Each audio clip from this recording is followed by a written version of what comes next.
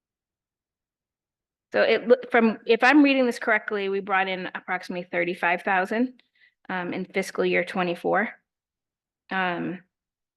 Fiscal year 23, it's a bunch of zeros, but I know we brought in, let me take all of that back because I believe I just misquoted what I'm reading here. Beach fees for this year so far was $4,200. That's definitely under what I know we brought in. This just isn't updated and because we haven't closed out fiscal year 24 yet. We brought in about $2,900 in field fees and we brought in $9,600 in programming fees. The previous year, we brought in $16,000, almost $17,000 in beach fees.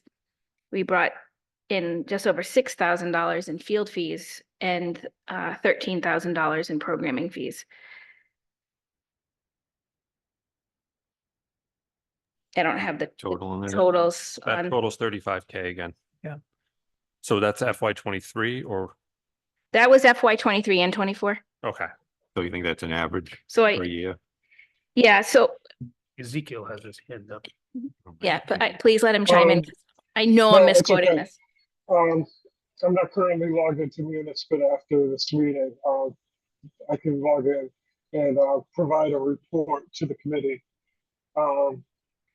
Projecting out potential revenue based on historical. It could give us a good baseline to where to start and begin as we look for the numbers in order to fund this position and also to move to the 53.5. Ezekiel, there's a revenue line on the spreadsheet that I have. Can I assume that's the total revenue that we brought in for fiscal year 24 and all the other years? If it says The fiscal year 24 isn't the final number, but yes, you're correct. Yes, that would be the total revenue. okay, so I can make myself a little more clear, hopefully. This is why I don't do, Can't hear up here. I know you can't. I The- can't. The speakers are Um, terrible for us. This is why I don't do our home finances, by the way. And I did sit up there at one point. That's almost scary, right, Jay? In fiscal year 23, we brought in $36,914. In 22, which would have been, we hired a recreation director. Then that recreation director left. We brought somebody else in. That was not a good fit. And then we were without somebody for a bit. And then we brought in who we have now. So these numbers are hard. So when you ask me what we could bring in for revenue, it's hard to figure it out because the numbers are all over the place. So last year was $36,914. The year before that was $21,000. And in 2021, it was $48,000. If you go before that, this would have been before we had a rec director, it was $8,500. So we had lower numbers and then they've been increasing as we go. I don't know what this year will close out at. We had a fairly good summer with beach passes, swim lessons, and summer camps. And we will also be running our programming again in the fall. Karen, is that gross revenues? That doesn't take into account paying out. Correct. Wonders. It just says revenue, Yeah. just yeah. says revenue. But the other thing is, and I won't get the numbers exactly because we've kicked around too many numbers, but the last time we had the reserve account and special purpose stabilization, that revolving account is in that list. And it was the closeout for last year. And it was in the $80,000 range. And I remember questioning it because I had never seen the account at $80,000. It closed 2023 in the vicinity of $80,000. So we're off a little bit from that now, but I'm sure that's a rotation of, you don't have the, as you said, the receipts from the summer in there and so on. We had a large expense too. The beach house had the That's right. whole, the front wall had to all be replaced and the ceilings done and have it re-walled. So Yep. there was Was it that in expense capital, too. though? It didn't go through capital. Didn't go through No, capital? no, we covered that. It was a urgent situation. The front wall was, would you say it was attached to anything, Dave? No, it was swinging with the front Oh, wall yeah. attached. You grab a It would hold- just- you it could would just swing. And then once they came down, there was an asbestos issue that needed to be dealt with. And then putting everything back together. So, but that was not a capital item. I would also express my concern, as Dave did, about retracting the funding next year and cutting this, the rec director's hours. That would just not be good business practice to retain help. Yep. My turn? Yes. All right. Most of my questions have been asked, which is good. My big question is the differential between what we're currently appropriated for this position, which by doing the math, just taking the increase and dividing it by 9 and then multiplying it by 19, we're currently covering about $28,000 for this and adding on an additional 37,000 for 9 hours. I should have looked before I came in. I don't know what we have for a salary line item for that position on the town side. I didn't look. Assuming that that the increase is proportional to go from 19 to 28, and then we have the number for the increase, then that's the number it works out to. So Okay. unless there's something else that changes when you go to benefited, which is a number we don't have here, I assume that that's correct. So we're going from 28,000 to just under 66,000. And if we are looking to cover 37,000 of that out of the revolving fund, are we expecting to get as much of a return on the current revenues? I know you have 3.5 years of revenue to look So at. that's to hard, check. right? And I actually did, one of the reasons that I called our rec director yesterday was I have obviously talked to Dave this week. I've been listening to my husband all week. I had seen your email that had come into our chair. And trying to prepare for today, I called Angela and I said, what are you thinking here? What are you, if somebody thinks that this should go to a full-time position at 38 hours a week versus 28 hours a week, and she had great hesitation. I think for a couple of reasons. One, I think it is an extremely fair statement to say that it has to be in her head that this may not go. We could try this and it might not work. And she doesn't want to be in a situation where she's given up all of her jobs and now, it's back down to 19 hours a week, because she does like it here. Her other thing was she has not had the opportunity to build the program the way she thinks it needs to be built. Her thought is you can't go hit the ground running and all of a sudden go 100 miles an hour, because in that, if she tries to do too much and it all fails, we're in a situation where we're going to be behind the 8 ball starting fiscal year 26. So what her thought process is, if I could have that additional hours to build it a little more and then build upon that the following year and keep steps. building. And it made sense, because that was one of the first things when I heard this. I was like, oh, well, wait a second here. Thinking back to budget season and everybody up here that had said, why aren't we going to full-time with these positions if it's costing this much? Well, number one, I'm not sure the Parks Commission revolving fund could necessarily support all of that right now. I think that's a good, even to go from 28 to 38 hours or something. I think I had done the math and it was $12,000. And for some people that's pocket change, but for us, that's a piece of it. But Angela's feeling was that if we could just give her something more so that she can keep building on what she has before she's expected to, pull in this gigantic revenue that, she doesn't want to fail either. And we don't want her to fail. So that's sort of where we were on that. Do you expect that she'll still have to spend now a third of her time still kind of entering things into Munis, which would I do. effectively double her programming hours? So I do think that the time spent on Munis will be about the same. Maybe a little bit more with, depending on what they work out with Marshall Park. But, if she's offering more programming and that programming ends up being done by outside vendors, she's absolutely going to have to process those payments as well. So there would be some more legwork there, but it's certainly not going to be the level of where she is. We're not adding another 8 hours onto it, maybe a couple of hours. Plus, once you're in the system and you're there and you can sit and get it all done, it's more user-friendly, time-friendly. You save a little bit of time. Okay, So- so best case, she's doubling her available hours for programming. If she's able to maintain the Munis hours or they Yeah, increase a little bit. yeah, I mean, it's rough numbers. yeah. Um.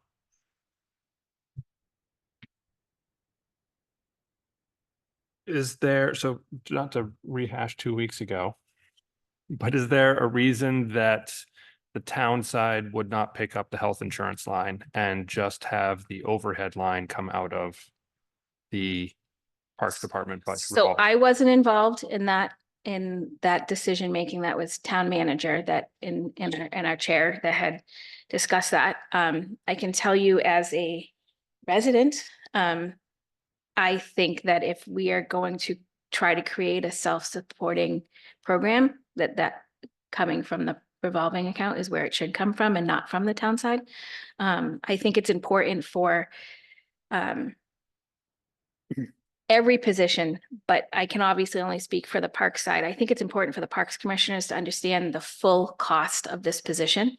And I think it's important for whoever our rec director is to understand the full cost of this position. So that it's, you know, as you're doing programming, maybe you're making sure that 90% of your programming is a fee-based program and 10% of your programming may be, you know, just a great offering to the town. We do that now. We have a yoga class that we don't charge for. You know, but so it just drives it, drives the incentive to work towards being self-sufficient, or self-sustaining.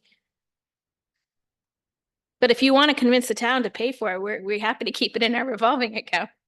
Doesn't look like we can, 53.5. If it's full-time, Oh, if it's full-time. Yeah, Okay. Yeah, But it's not, full-time.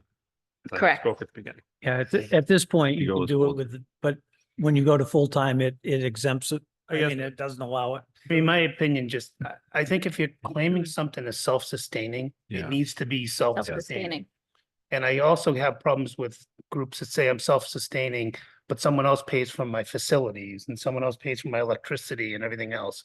If you're self-sustaining, you're self-sustaining. So And that's actually one of this the, is- that's a question that I asked Ezekiel today when I was going through one of the line items, wanting to know what came out of that. Because, you know, we bring in user fees, so I want to make sure that our user fees are covering, because years ago, our lifeguards, if we overspent, usually it happens every year. You can never get it exactly right, because some years, you know, we have great weather and we never close, and other years you have terrible weather and you're closed half the season and you're not paying lifeguards during that time. And the town would be making up the difference, and they'd pull it out of, you know, we were under the DPW at the time, and the DPW director would shuffle his budget and cover it there. Well, we are collecting fees for swim lessons. Why would we not put that towards, you know, our lifeguard salaries? So it was, what, 6 years ago, we really started seeing that regularly coming out of that line item. And now it seems to be a permanent line item, thankfully, because that's what that was meant for. We're not doing swim lessons to make money. We're doing swim lessons to cover the cost of our lifeguards, because we as a commission think swim lessons are important and we don't need to overcharge for them.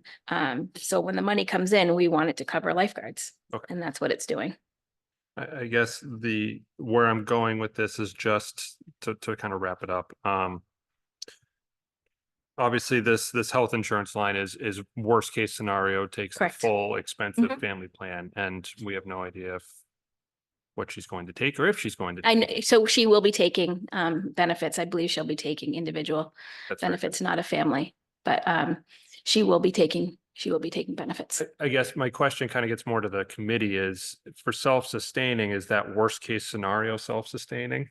Or is that current situation self-sustaining? In other words, if the next rec director comes in and does not need to have health insurance at all, that drops your line by 37%. So are you still self-sustaining if you have the overage, which you can carry in a 53.5 or 53.5? Or do you want to have self-sustaining mean that you're at that 66K and you're covered if the person does take a family? I mean, ideally, a fund like this would have some kind of projections on revenue and costs. And there would be some kind of buffer even in in a fund like this, so that it isn't running to the bare bone every year. And if someone leaves or chooses to take more benefits, or we choose to pay more because we add more responsibility, the fund in and of itself would kind of work as its own little enterprise. So I would caution against trying to run this, down to the bone, but Mhm. rather keep some reserves in there. And maybe over time we bring in another half person, because we're starting to get more services for the town. Have to grow if you don't have room. But did you just say that you're trying to, like, your fees and dues and everything that are coming in are effectively to cover? Nope. That's only for the So lifeguards. Does that that's- extend over to the other programming as No, well? no. So we're hoping, and I feel like I've had this conversation with every commission that I've ever sat on during the time frame that we're determining beach fees and whatnot. It's swim lessons are probably one of the most important things we offer to the community, especially through the park commission. Trying to get a handle on what it costs to run those swim lessons has not always been easy. I've literally taken it just down to the basics of, all right, how many kids do we get in a class, and what do we have for what do we pay a lifeguard per hour, and divided it out that way. And that's how we've come up. And even this year, there was still some hesitation in raising our swim lesson fees. So that's unique to just that. The other programming, we do have some, I'll call it complimentary, because nothing's ever free. I mean, it's coming from somewhere. We do have some programming that there's no charge to go to. Right now, it's a yoga program. And then we have our other programming that I don't know what percentage she's using right now. Years ago, it used to be whatever the outside vendor charged us, we'd add an additional 25% on, and that would cover, we use a platform called MyRec, which we pay a yearly fee for. That would cover any expenses that came through MyRec, and then the overage would go into our revolving account. So the breaking even is really unique to just swim lessons. Excellent. So that does build that up. I've got a question on the mechanism as to how this is going to pay out of that revolving account. It's not going to come out as one chunk of money and be moved to another account, because that's not what we're voting to do, I don't believe.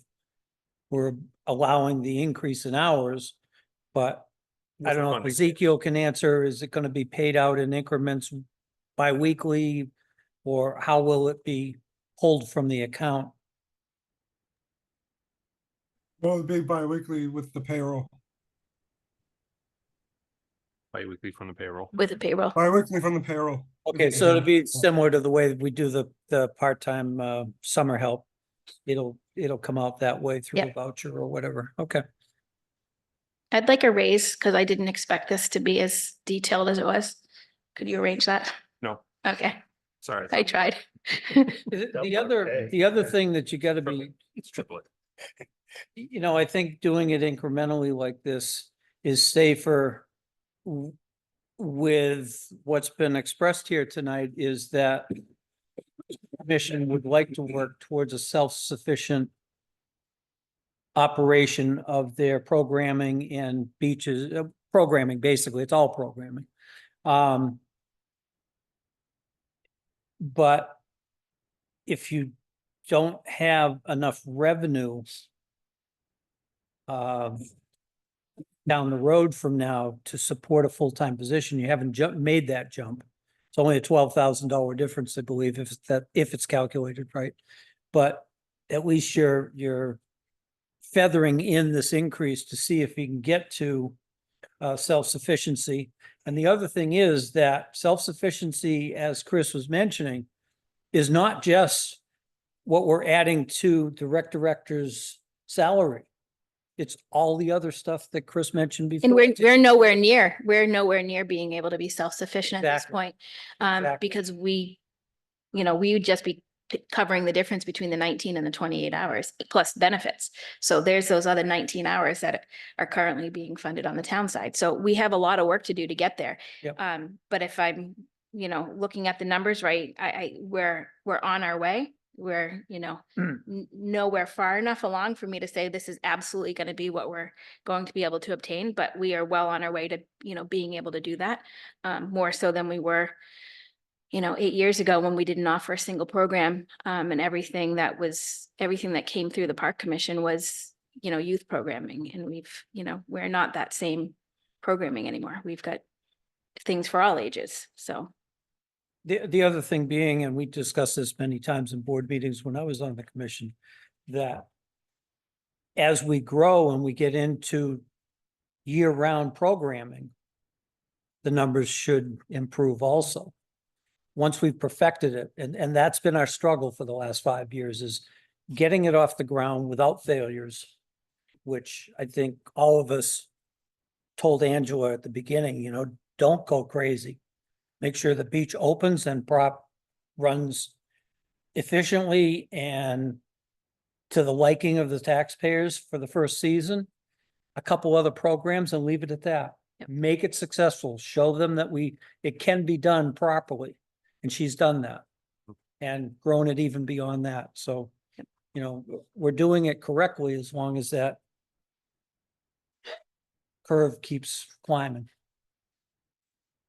So she's gonna start the Lake Whalum car racing again in the winter then? Is that the ice racing? Anything is a possibility. Anything is a possibility. So, Winter the programming. Polar Plunge, the Boys and Girls Club Polar Plunge is on the Do a schedule for, bonfire, then you'll get all sorts of money. Do that on the ice too.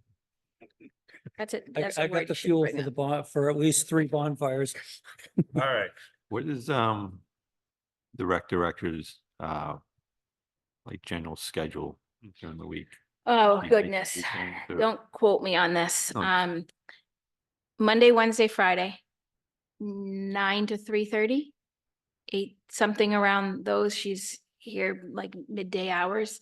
She does occasionally switch it because like right now there's a yoga program that's Wednesday evening. So I think she comes in later on Wednesdays and leaves later on Wednesdays, so that she can open and close the area that we run that programming.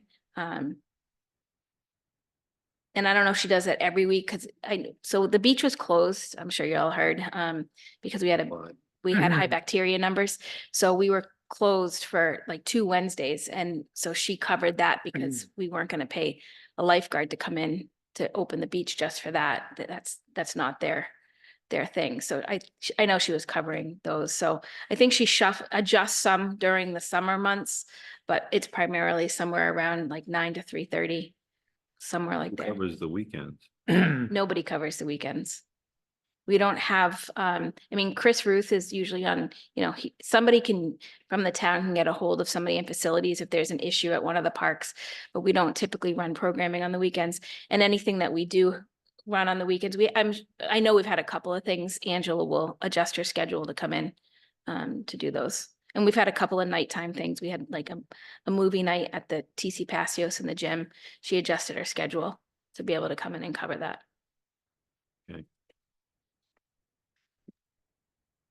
Ready to take a vote by any chance?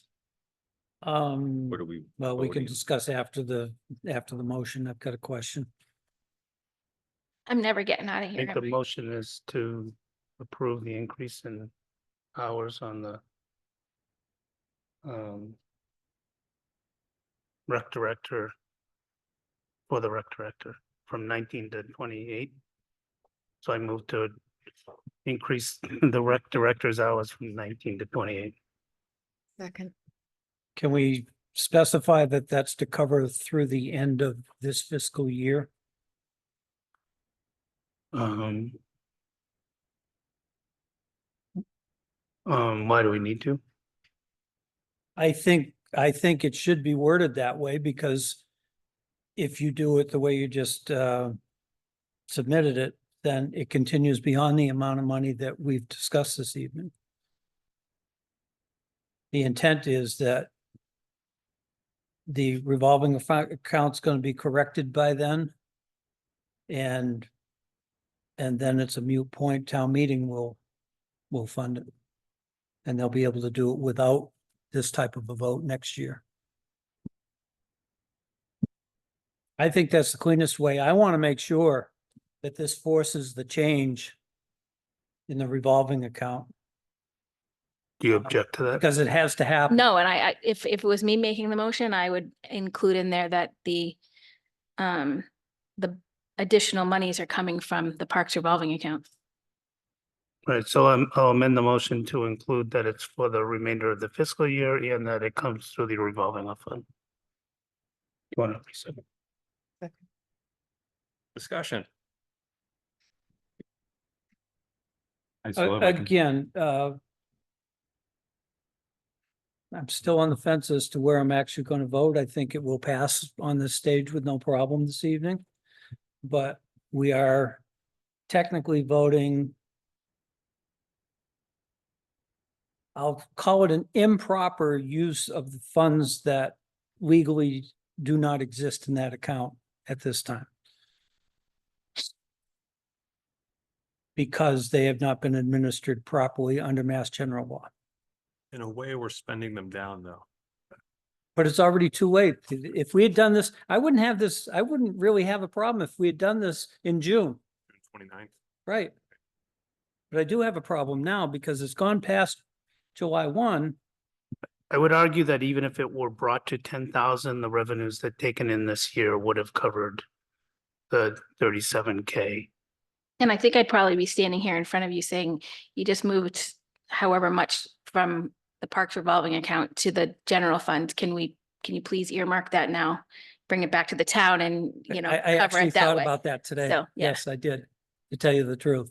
Yeah, the money won't disappear if it's taken out. The question Flows to free cash Right. technically. right, so it's just a question of where it's paid from, I guess. And the alternative is that this committee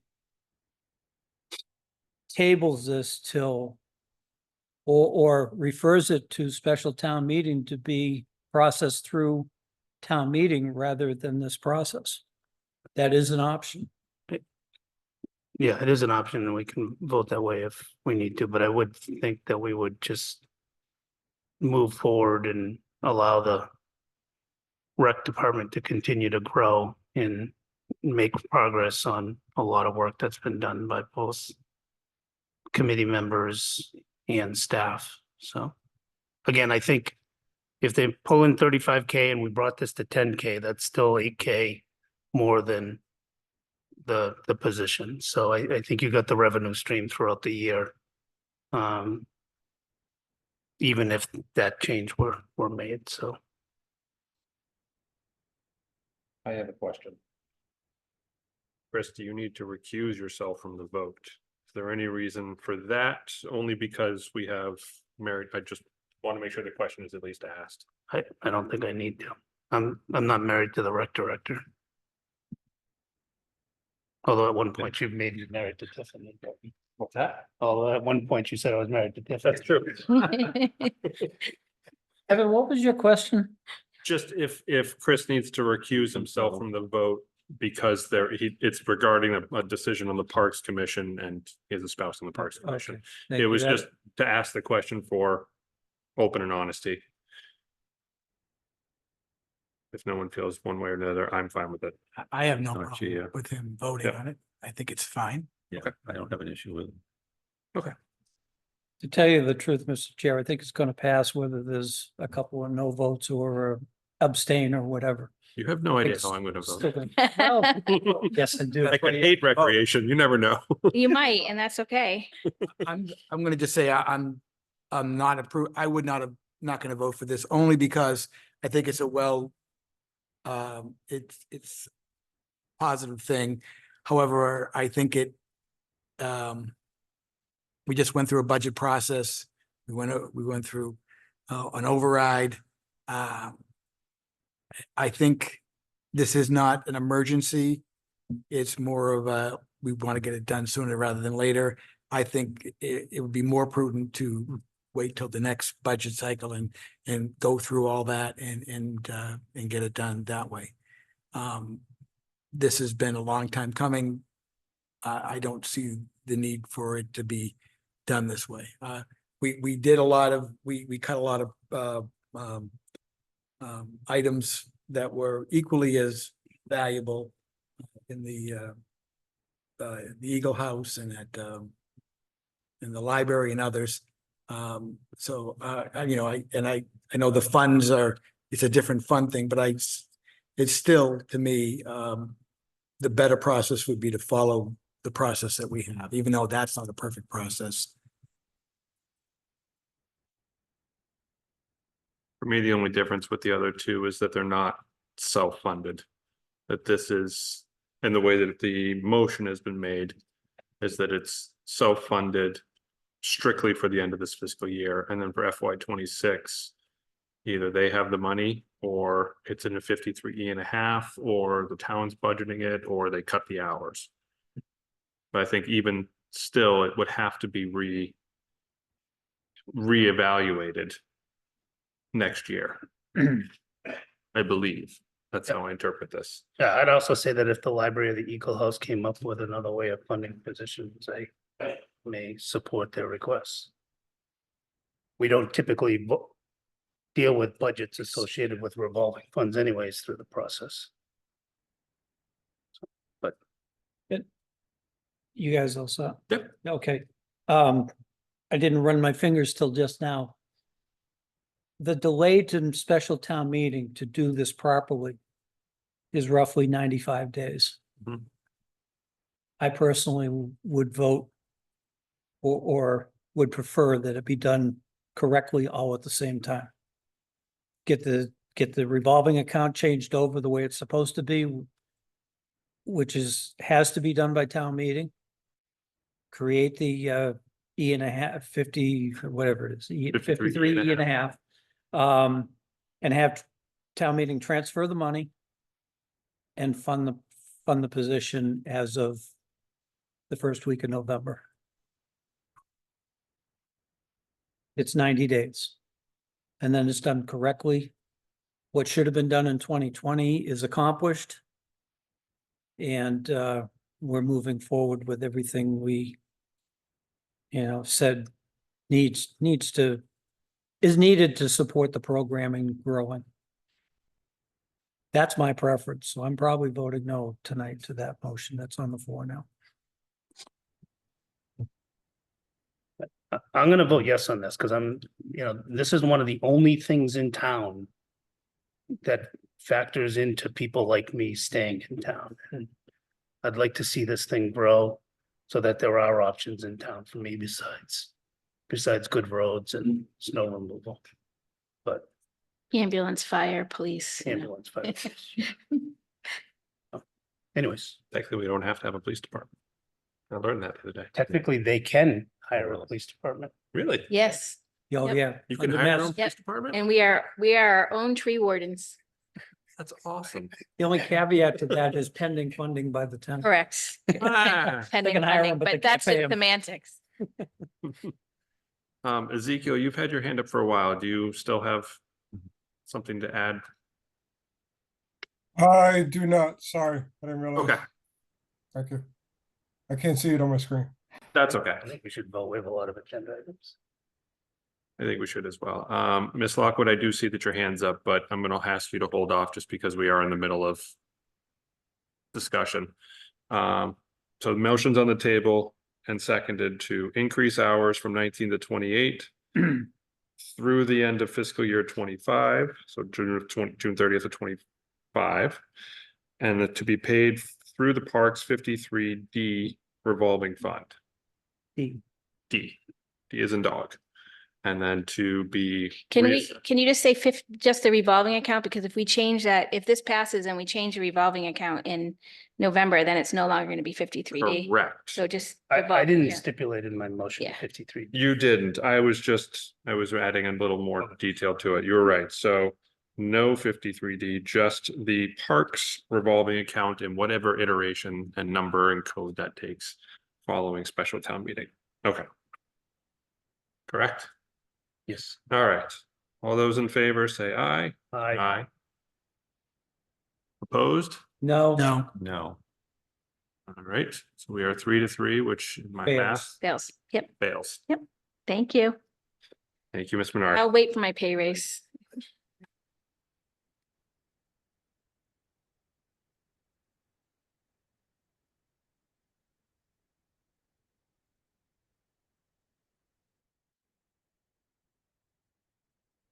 Okay. Moving on to our second item at 8 o'clock. The select board's request to use the reserve funds for town manager search consultant of $15,000. So currently, the select board is planning to use ARPA funds to cover this. But they have also put forward a request to just use it out of the revolving fund itself. Reserve, Revolving fund. The reserve account, sorry, not the resolve, just wanted to correct it. so it's reserve, For the record. The reserve, our reserve. our reserve account, Is in the reserve account. 200,000, I it? think. Email on that. not the final number. Ezekiel, do you know what the number is in our current reserve account? That's Give me a minute. I'll look it up for you. Okay, The reasoning that they voted to fund it in one or the other way was from one of the members' comments that ARPA funds could be used for anything. So his preference was to preserve the ARPA funds for the multitude of requests that they're going to be reviewing over the next few weeks. Whereas we have the money sitting in the reserve account. I don't know how much we roll over yet every year, but we barely use that account every year and it rolls into free cash, rolls into free cash. So I support doing it out of the reserve account. reserve account is supposed to be for salaries. No, No. for unexpected, unanticipated, Expenses. yeah, expenses. Salary reserve, Jay, is set for salaries. Yeah, so my view on this is that the select board has absolutely no plan on how they're gonna fund ARPA. They want to do some mass giveaway to nonprofits in town during fiscal crisis. They don't even can't get aligned on each other on how to vote, and they're fighting with each other.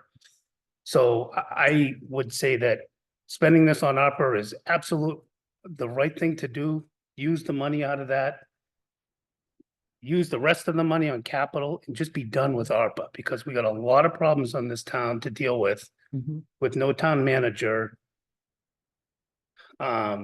In the situation we're in, so let's get past ARPA, keep it in ARPA as funded and not touch reserve account, and let's just move on, is my opinion. well, I I didn't, did second, go ahead. using ARPA funding also the $331,000 in there, and I'm not sure that they're gonna have it all spent before it needs to be And I've also heard the determination was it had to be on contract, so by the end of the year, by the end of the year, so. under contract. committed yes. means on Committed, contract. Committed. Chris, under has that contract. been That's what I heard at the clarified? last Because I thought that was a limit that the select board put on it, not the actual ARPA wording. I won't speak definitively, but I thought that's what I heard last I thought week in that's the what the meeting. town, I thought that's what the town manager Yeah. said. So I thought that she got clarification on that from the state, DOR, whoever, yeah, so that, I don't know, that would be my opinion, but maybe Ezekiel should maybe answer. So this is to hire a consultant is to work with the committee to. And has that, I may ask Dave or somebody, has this been done before? The town has hired consultants for town manager, or is this something? Yes. I can talk to that. In the past, I Oh, don't, that's right. I'm sorry. yeah, I mean, it would be in my committee report, but seeing as this came before. At the last town manager screening committee, we debated about how to, what the right job rec is and what the process is and everything else. And in the meantime, Peter Beardmore had gotten in touch, Caesar had also gotten in touch with a recruiting firm, Community Paradigm. They will help us through this process for 12 to 14K plus about another $1,000 for advertising. Bring us through a 14 through 16 week structured process.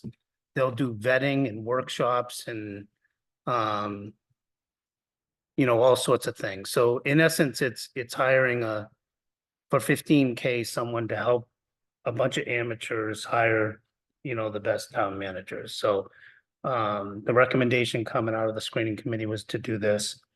At the select board, they also agreed by saying that they would use at least ARPA fund and potentially ask us for that. But that's the reason for it. Being on that committee. Oh, you know, we're not recruiters, we're not hiring managers, that sort of thing. To me, even the legal aspects of things, I think covers the town and so that's, we thought 15K was short money for what is, you know, say we have a town manager for 7 years, you know, this pretty important position seems like it would be worth it. So that's what it's for. And I think it helps both the screening committee and the select board, including negotiations. They'll probably be able to tell like what's a good salary range, you know, et cetera, et cetera, et cetera. So that's the idea behind it. Ezekiel, you had your hand up. Do you have the number available?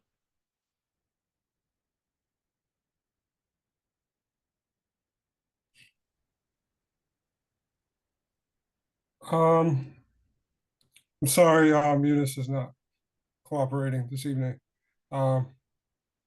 Give me a few minutes. Actually, no, sorry, there's 200,000 currently in there. Okay, 200K.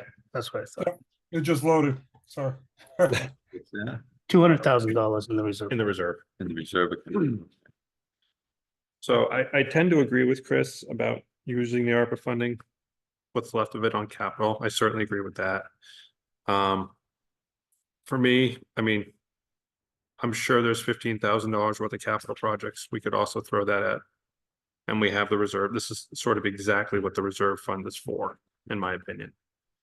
So I would actually support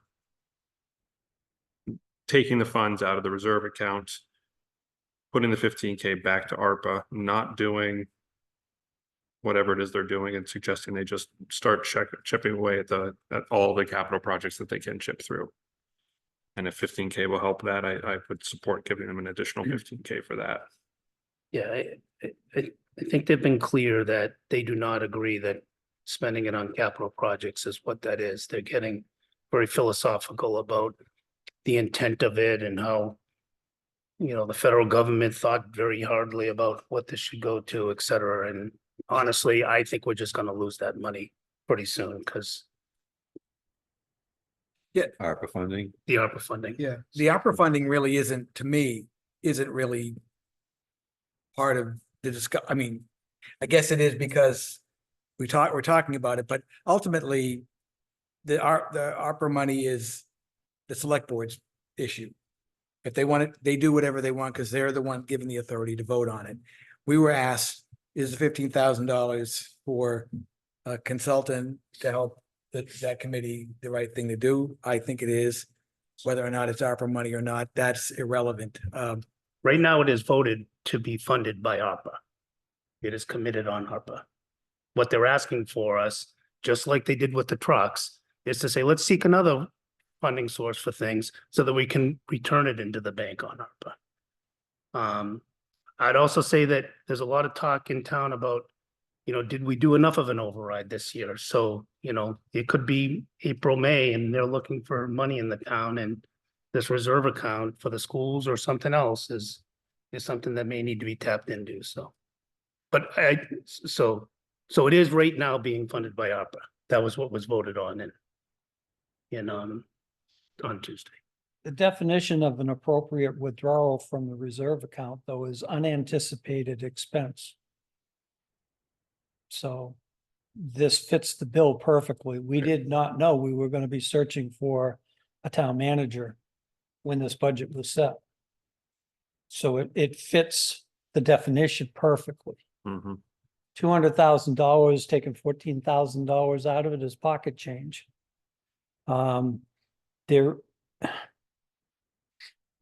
What money was tentatively earmarked if we needed more money for the solid waste disposal contract? That's in some other account, isn't it? Or is it in the reserve? Stabilization I fund. thought that was like for the negotiation. No, Or no, for- for the solid waste and recycling contract. I thought because that was like 700K or something like that. It was some egregiously high number. I don't know where she had, I don't know, but she had a cushion in one of the Yeah. accounts for anticipated increase. See It's if I not can find it. budgeted. it's probably But, DPW though, and they can do That was like internal. 500,000. The other thing is that, you know, for a month or more, I've been advocating to the capital planning committee and tried to advocate to this committee through the chair that we should be writing letters to the select board compelling them to use the balance of the opera funding for capital projects. But there's, you know, yeah, that's a great idea, but Well, and I support you on that. Hmm? And I support you on that. and I think that still needs to be done. I really, you know, they can just, right now, there's nobody pushing that agenda except me. And it has been brought up a couple of times that, you know, at least one or two of the members agree that at least a good portion of that should go to capital projects. But if you have a committee like capital planning, who is tasked with those projects, and the finance committee who's tasked in recommending use of the entire budget, I think that will push them a little bit closer to using it in that direction. If you'd like to draft a letter, I'm happy to bring it forward. I'll see if I can put one together. We can't vote on it tonight, but No, I'm certainly happy to say if you want to write something. And I guarantee you, they are not going to settle on what they're going to spend that money on in the next 2 weeks. No, come on. They're not even going to meet for 2 weeks. That's true. All I can find just on a quick look is just the slide from the town manager at town meeting about increasing the solid waste and recycling line by 100K. But that was it. It wasn't the full amount that was in there. Okay. But I there is a large amount that I remember was being set aside. Yeah, and I think I'm not 100% sure. In fact, that those bids are due in shortly, aren't they? September. Yesterday. Yesterday, yeah, okay. Right. I knew it was soon, Yeah, 'cause- but I also kind of get the feel that our president hauler backed off of his original warning that it was gonna be astronomically Mm. more expensive, partially, you know, maybe this is a dream I had. But part of it being that instead of buying new trucks, he was either buying used trucks or he was contracting out some of the work to cover the contract rather than buying more new trucks, Mhm. something to Yeah. that effect. Okay. Does anybody want to make a motion regarding the request of the select board to transfer $15,000 from the reserve account to cover Make a the motion, the finance committee approves the request for, was it 14 or 15? 15? $15,000 from the reserve account. Second, For the purpose of do you want to say what For it's the, for? yeah, for the purpose of hiring a consultant for the town manager search committee. Motion is made and second. reseconded. Any discussion? All those in favor? I, Opposed? No, No. All right, as I see it, we approve it 4-2.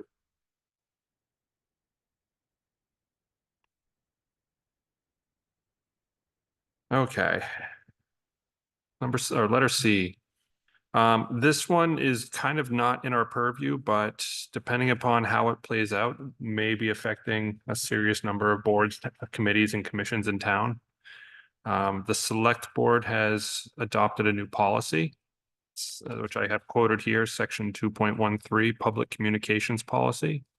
It's a single sentence that just reads, all written public statements and press releases unrelated to emergency situations, community events, and community services must be approved by the select board prior to its issuance. Which is extremely ambiguous, and I take to mean that that's going to have a serious impact on anything any board wants to produce that is a written document. Our finance committee report. I think this has nothing to do with us. I do not think they can write policy over us. or any other elected board or commission.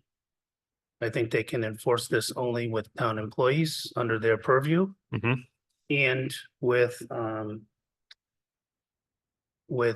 boards and commissions that they appoint. They certainly, I don't think they could do it to the school committee. We're an appointed board. We're not appointed by the select board. We're appointed by the finance committee appointing committee, which Okay. does have a select board member on it. As a member on it, but we're not under we're the legislative body, no, I we're know. not even the executive body. I guess my concern is that with the ambiguity of this statement, it could be interpreted that it's sort of all encompassing. I hope that that's the way it can be interpreted, but I am somewhat fearful that it was written in past, which that's a whole nother conversation as to whether the legitimacy of it, but whether or not it affects us. Yeah, so what if the finance committee writes the same exact policy and says not select board, but finance committee? They have no power over us. They have no power over schools. So for them in the town, if that's the way they want to write it, I think it's appropriate for, that they're saying, hey, town manager, you cannot do press releases without us, or whatever it is. Hey, as some committee that we appoint that's under us, that's the way, but I do not think it applies across the board. I don't think it applies to parks or any other elected board. They're policy-making bodies for their own, those entities. Can we ask them to clarify it? Just so we understand? I mean, that would be, it's a policy they have and we're. Yeah. Just to say, I understand why they, most corporations say, okay, here's a thing. It's the marketing department or this person has the authority to speak for the company. And I think that's what they're trying to do. Mhm. However, there are certain things, certain committees that will say different things and they're not, so I guess, are they trying to shut down conversation? I don't think so. I think what they're trying, I'm just guessing here. I think they're trying to, keep one voice for the town as far as the things that they're dealing with. Mhm. So it's for employees and There's a question as to whether this is actually in effect right now. If you watch, did you watch the last select board meeting? I was gonna bring that up, that, this may go away or change dramatically in the next month. Right, their policy is any policy needs 4 votes. They only received 3 on this. Yeah. Their policy also stated that no policy could be approved if it was brought up at the same on the same meeting was brought up, yet they did. So there's a lot of questions as to whether this policy is I agree. effective. And And if that's you want to what- watch the end of that meeting, you'll see the results of it. That's what kind of brought me to question, the revolving account, same type of thing. We were voting to approve something that was illegal, it was against Mass General Law. Mhm. Not exactly the same thing, but actually more important that we not vote against Mass General Law, as far as I'm concerned, versus local policy. Although, in the flip side, if you have the same subject covered by Mass General Law and local policy, it's a crapshoot on which one trumps the other. Yeah, I think it was good discussion for us.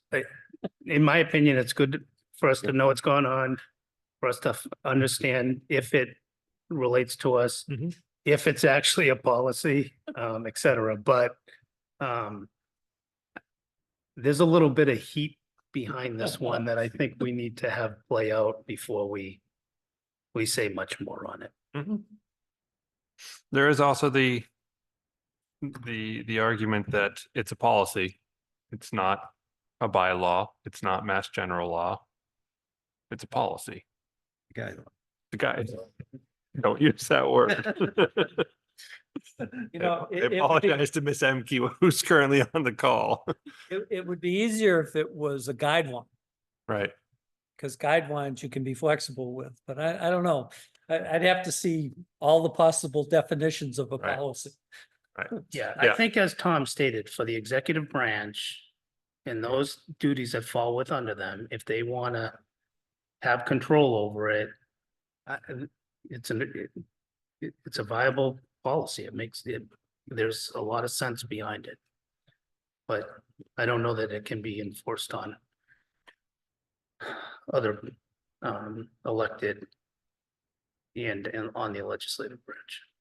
I'm not sure we're writing many public statements anyways, but No, it was more just what can of worms does it open up? yeah, For just discussion on eventual documents and whatnot. And again, I tend to agree with you that it doesn't have any effect to us directly as it's written. I would certainly be asking for clarification if it's upheld. Yeah. But I did at least want to have the finance committee aware of it and at least have a chance to talk about concerns or lack thereof. should we write a press release that we transferred $15,000 for the regular? I don't know. All right, is there any other discussion on this one? I'm happy to move along. It's already 8:30. We're off the fourth topic. All right, topic 4, I'm hoping will be pretty quick. It's D. Topic D, sorry, I'm numbering them in my notes. I'm lettering them here. Topic D is the homework topic. Yeah, signing homework. We have the financial policy draft that was delivered to us about a month or so ago. And thank you, Mr. Passios, for reminding me that it was delivered to us because I had completely forgotten. Isn't that the one you printed? It is, I have it in, I thought but it's so. at work. So I'd love to have a printed copy. I'll print them It's out. a printer. Yeah, but I don't have the code to get into it. Ah. You don't need one. So this is the draft of the financial policy that was put forward by the town manager to us on the, no, I guess it was only the 10th. It was only 15 days away ago. It was, It is the Town of Lunenburg Update Financial Policies Manual that was put out by DLS for us, Yeah. put together for them by Yeah. that. So it is an enjoyable, 70-some pages. no, the 90. policy log hits page 89. So I'm gonna go with around 100-page document. That's broken down into yeah, 3 different categories: financial planning, financial operation, and policy log. And I think the policy log is a very short section. The other 2 are about 40 pages each. And those are further broken down into about 10 different categories. So we have been asked to at least go through it and discuss it, and I think we should. And It's by whom? the town manager, the exiting town manager. Because in theory, this will be adopted by the select board. Right. And she did ask us for our input. It was introduced in their June 18th meeting. Does the select board have a When you- deadline for them? I haven't asked. We'll ask. when did we get there? We received it on 10th or 12th. the 9th, Right. July 9th. It may be in that SharePoint. That was Full an email budgeting. from Heather to all of us. It's just called draft number 1, Lunenburg Finance. Municipal If I budget. may, while you guys are looking, my concern is, and this question was asked at the select board meeting, is this policy that we're reviewing replacing our existing policy? And the answer was yes. So I have Replacing- grave concerns Rating it. until this new policy is put up alongside our existing policy, because we don't have a red line version telling us what's changing, what's being dropped. The present policy that's in place, although it's been adjusted a little bit, was put together by this committee a number of years ago, and they spent, I believe, a year redoing it, and then submitted it to the Board of Selectmen for ratification. Mhm. So this can't be a quick, oh yeah, I glanced over it, we Mhm. approve it type of thing, is in my eyes. Because we got to be really careful as to, and this was, although there was input from our staff, it was written by people from the state office. Right. Yeah. And I understand they have expertise in this, but it doesn't necessarily read to the desires of the town of Lunenburg. And I've only gotten through the first few pages so far and I fell asleep. Yep. It's a great one for the nighttime.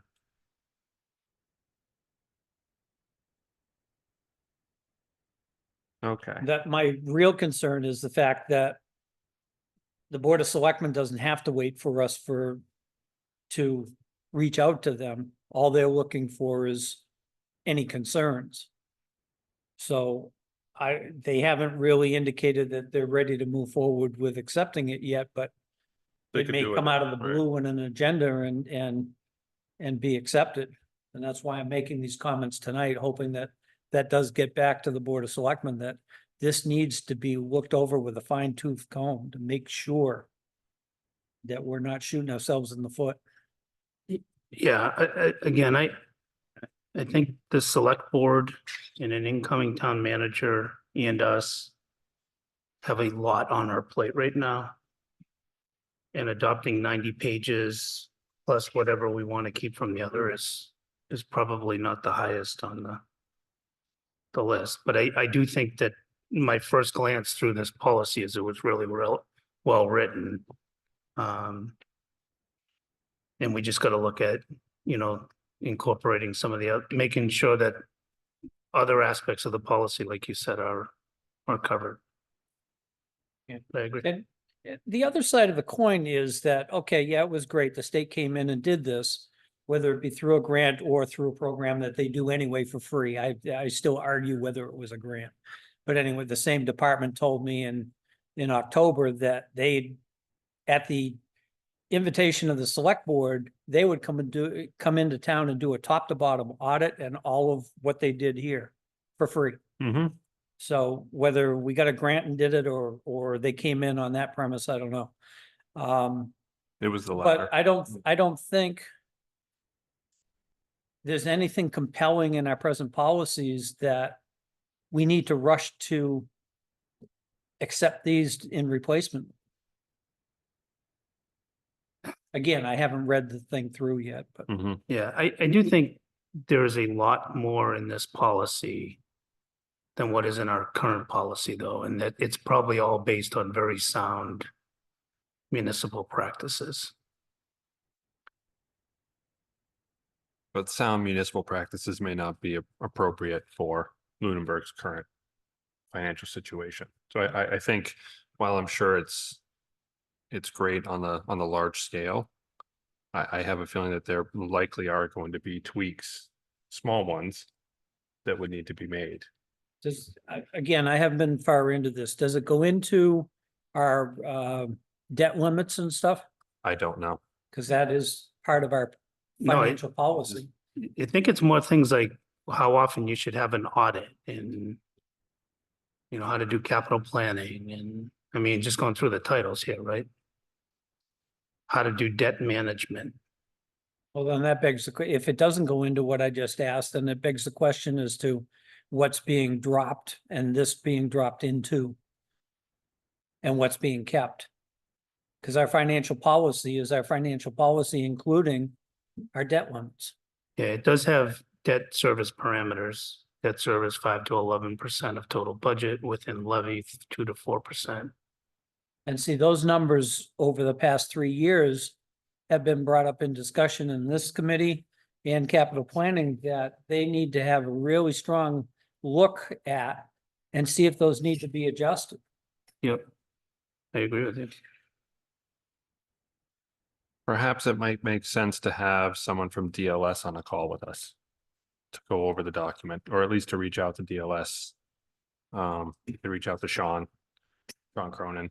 Yeah, or there's 2 names on the document itself that actually created the document, so. I believe they report, but Sean's the head honcho there. Right, but is he close enough to it to know what they wrote into this or how they came up with it?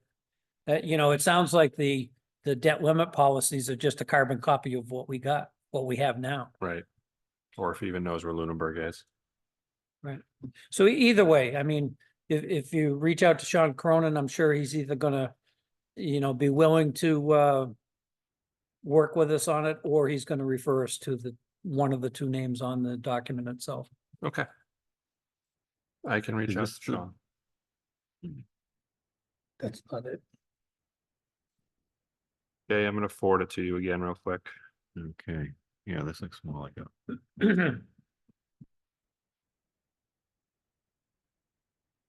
It looks like that. There you go. You should have it now. Thank you.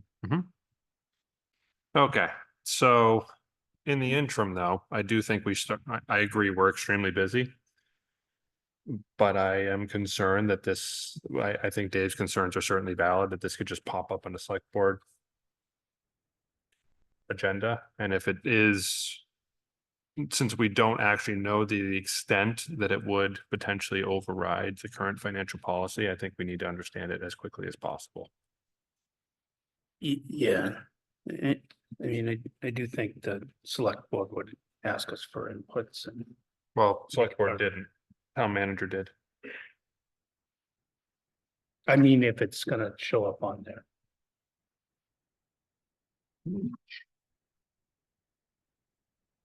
I will reach out to the select board as well. And just at least say, hey, we're considering starting this. Do you guys have a timeline for when you're gonna go through it? Could you include a brief description of our concerns? Don't go deep into it, but. Yep. The key points anyway. Yep. Thank you. The budget task force may wanna swag at this too. Well, you've got two members of the budget task force on this call right now. Hope they would. So I can guarantee you that, I think I've actually already sent it to the budget task force. I might have. When you guys are done in what, like a month, you'll have the whole budget? We have 11 meetings left, 11? 11 meetings before the end of the year for it. And we're gonna try and do a special town meeting, 2-minute, 90-second presentation, according to our chair. Okay, I think regardless of what we get back from the select board, I would like to not table the whole thing for now.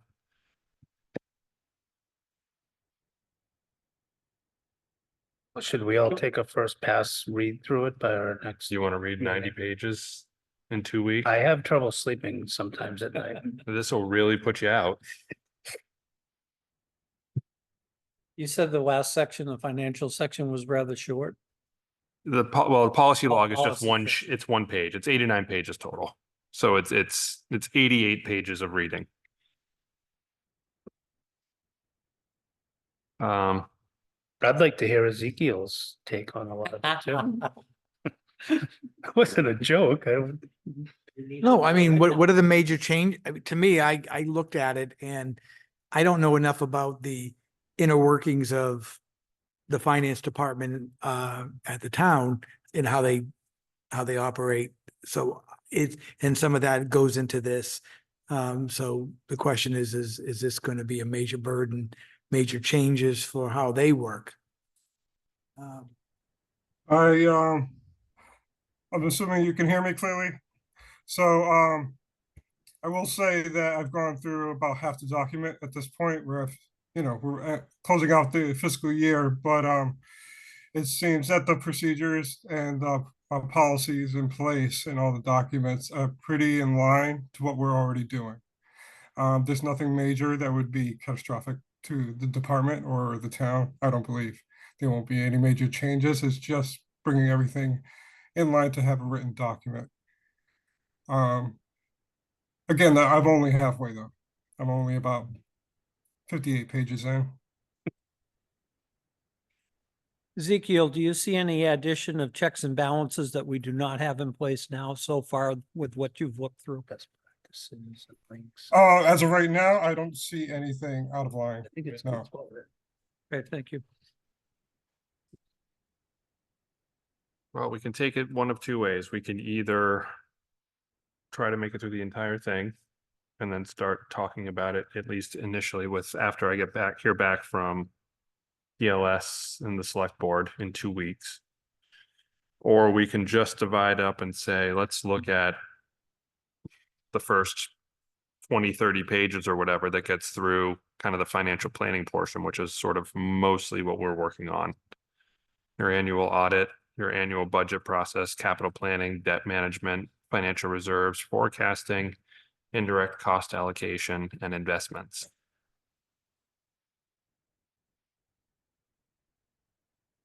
Or we could just say all of financial planning.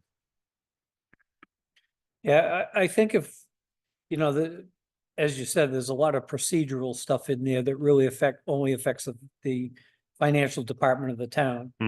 I don't think we needed to be involved in that, and, you know, Ezekiel's looking at that, so he's gonna be able to speak to any issues he sees there. I think, like I said, the debt ceilings and those types of numbers and anything pertinent to what we usually make recommendations on are the parts that we should key in on and try to see if there's a substantive change between this new document and what's in the present. I wonder if town manager would have a recommendation as to which ones are, if we triaged it, which order we should review it in. Just to Dave's point, like, you know, these are more day-to-day operations, and now this is the ones that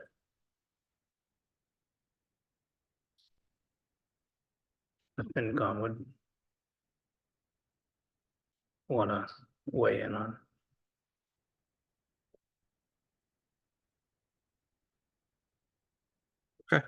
I can reach out to the town manager as well.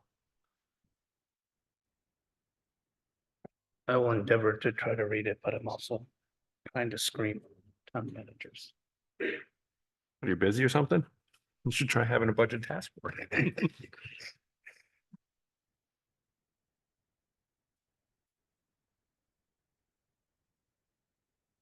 Okay. Well, what I am going to request is that we try to make it through 42 pages in the next 2 weeks. I know, Were you an English teacher? yes. At least make it through the financial planning portion.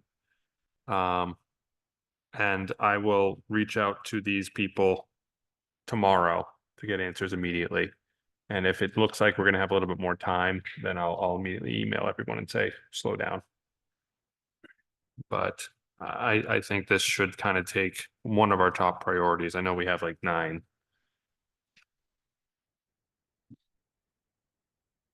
And I don't think that it necessarily requires a severely in-depth look if it is primarily just sort of sound financial practice. If it's policy specifically, I think we should focus in on that.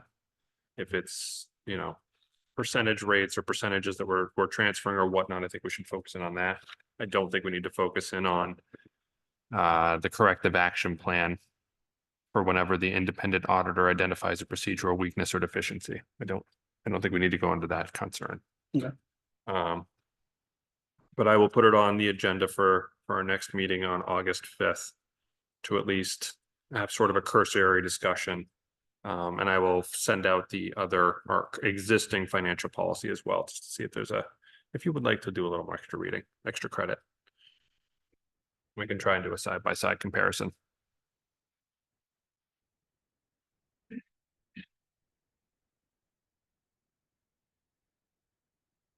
Okay. Any other conversation on that one? All right. Dave's done. He's just gone. They've taken over the broadcasting. All right, we move on to the FY24 third quarter quarterly financial report, which I have and can share.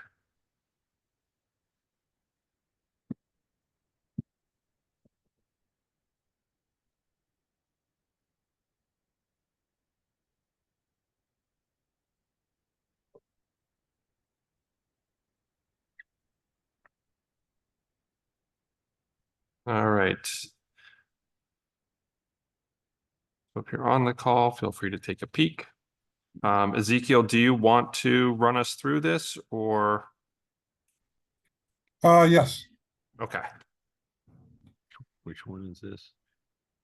it is the, So this is the quarterly financial report as of March 31st, 2024. The purpose is to provide an overview of the financial performance for the town. We'll cover revenue collections, tax levy, local receipts, state aid expenditures, and reviewing the overall fiscal health of the town. So with that being said, on the slide here is total revenues. As of the end of Q3, we have collected total revenues of 43,055,000, which represents 81.2% of our total projected revenue of the fiscal year. This indicates that we are well on our way to meeting our financial revenue targets, thanks to strong performance in several key areas. Notably, I had to put this as a standout on this slide. Our investment income has performed exceptionally well, with 538,392, which exceeds our estimate by 546.1%. It's favorable market conditions and effective investment strategies we have with Bartholomew. is that across all accounts that we have? That's cumulative of our Okay. trust Okay, and other accounts, yeah. So next slide. This gives you a FY24 receipts by category through Q3. The numbers are there. We go more detail in the next slide. For the tax levy collection for the first 3 quarters of FY24, the total estimated tax levy net of overlay is 31,493,000. We have received 21,887,000, which is 69.5% of our total projected amount of the year. The collection rate is consistent with previous years and suggests we are on track to meet our annual tax levy projections. The overlay, just a side note, the overlay represents funds set aside for potential tax abatements and exemptions. We make sure to monitor this closely to ensure that our collections remain robust despite the necessary adjustments. okay. All right, next slide. This is an overview of our local receipts to Q3. We'll continue with the detail on next slides. So on here is, I tried to make this easy to read. So just performance of the local receipts have exceeded our annual estimates, reaching 100.41% or 6,660,000. Strong performance indicating healthy local economic activity. Specific categories such as Department of Revenue of Schools, which is at 181.65%, and investment income again at 546% has significantly outperformed our expectations. Other noteworthy categories include licenses and permits at 107%, which reflects strong growth in local business activities.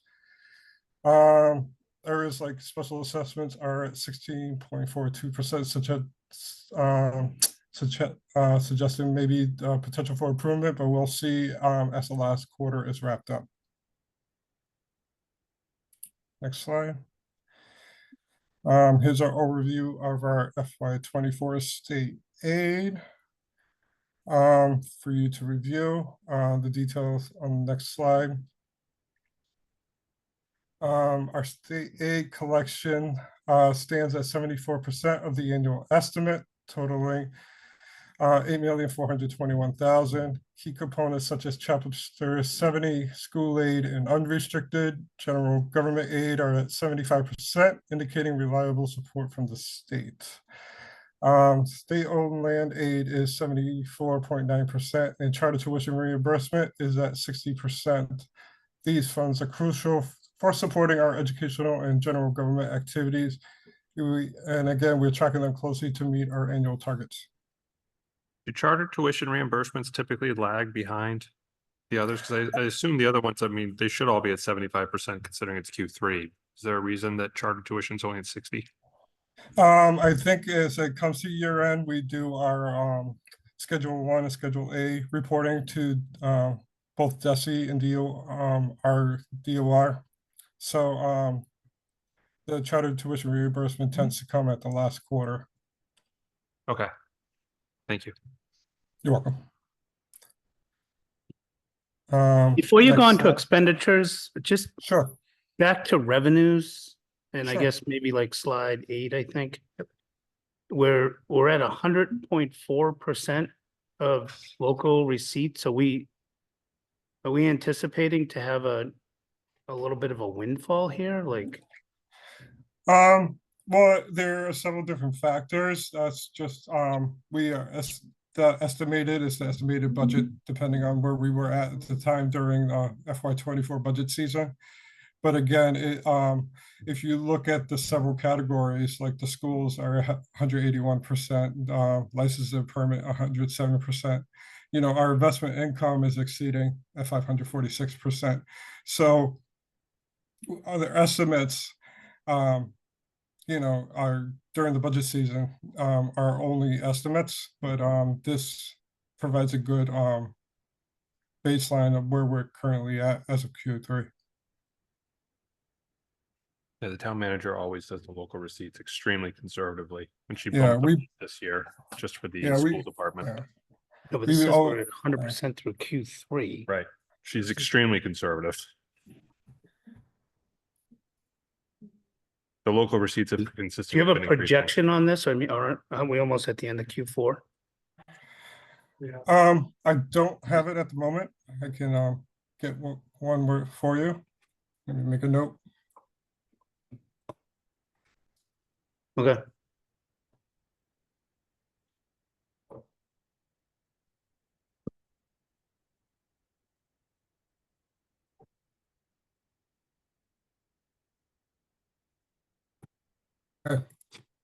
Any other questions before I move on? No, I'm good. I don't know if everyone else is. You get all the questions. Ezekiel, the only question that I have at this point is, we were concerned at the end of the first half, Q2, that there were some numbers that, or quite a few numbers that were lagging on the revenues side. Have you kind of figured out in your head as to why we look so great now and we didn't at the end of Q2? So, you know, I've only been with the town for 6 months, but looking at the numbers and going through the process, you know, you have the first 2 quarters of the property taxes are estimated. Well, quarter 3, you have the actual. That's just one example. Again, the state aid sometimes lags behind depending on when reimbursements are put in and where the state is at sending those revenues out to us. Okay. So just looking at the trends of where we are at, I'm still not 100% familiar with them but I'm getting closer there. Yeah, okay. So one of the things that was not included through Q2 was the loss of smart growth or whatever it's called, funding. It looks like we absorbed that without much trouble. And that's actually on the cherry sheet, isn't it? Correct. Okay.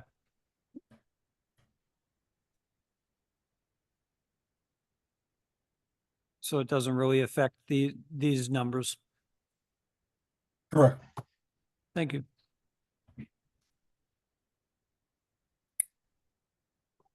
Okay, so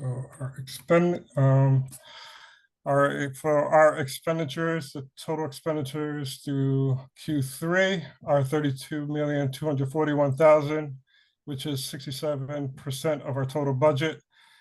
That leaves us with a remaining budget of 15,824,000 for Q4. Our spending has been in line with expectations, allowing us to manage the town seems to manage the resources effectively and efficiently. Um, Our average rate of expenditures for the quarter for each, excuse me, our average rate of expenditures per quarter through Q3 has been 94%. Again, consistent expenditure rate reflects commitment of disciplined financial fiscal management and ensures we are using the budget efficiently. Summary of our financial health. Our financial performance through Q3 shows a robust revenue collection and expenditure management. Just an overall picture, we're looking to track. We're on track to meet our targets for the year. Again, like Evan had mentioned, there's conservative revenue budgeting, and then our expenditures are within line. So, you know, we have the town's in good financial standing. Any questions? I mean, the next sheets are numbers for you to review.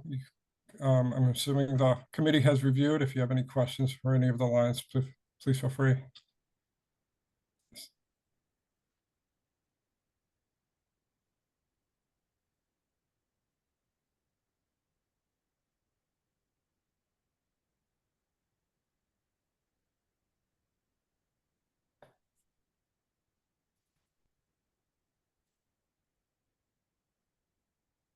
To me, nothing has stood out as outstanding or over, other than snow removal, which is typical.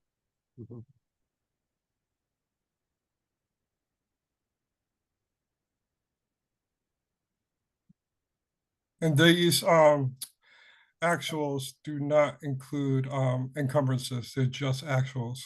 So there may be purchase orders and encumbrances associated with those also that are what's the word? Scheduled for the Q4. All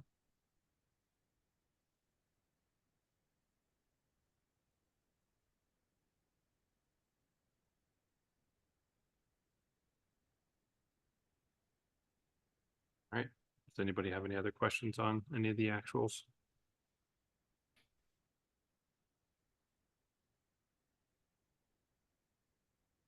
Um,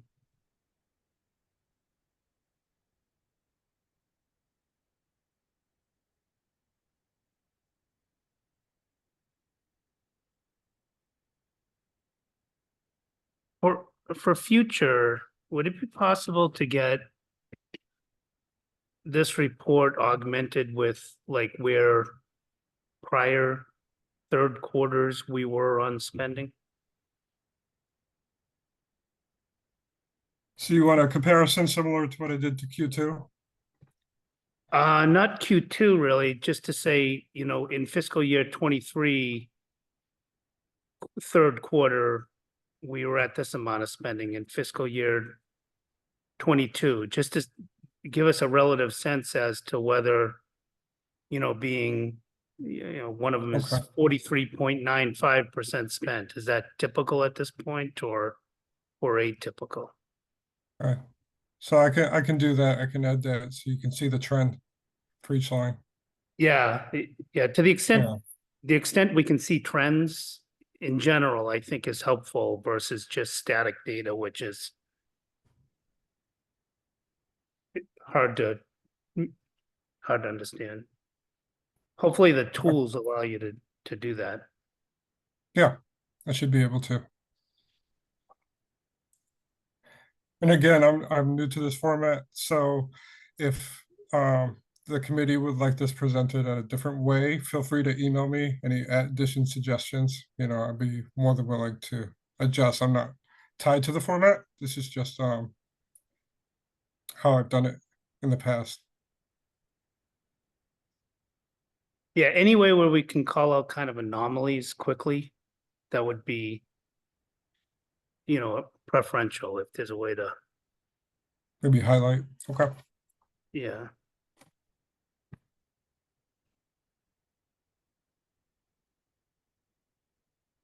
All right. Thank you very much, Zico. This is great to see. I appreciate it. You're welcome. I'm Thank you. hoping to close out Q4, but there are a lot of moving parts, so. How's Munis helping you? Actually, lately, it's been behaving, believe it or not. Other than the slow lag today, we've been crossing my fingers at a good place, so. Excellent. Yeah.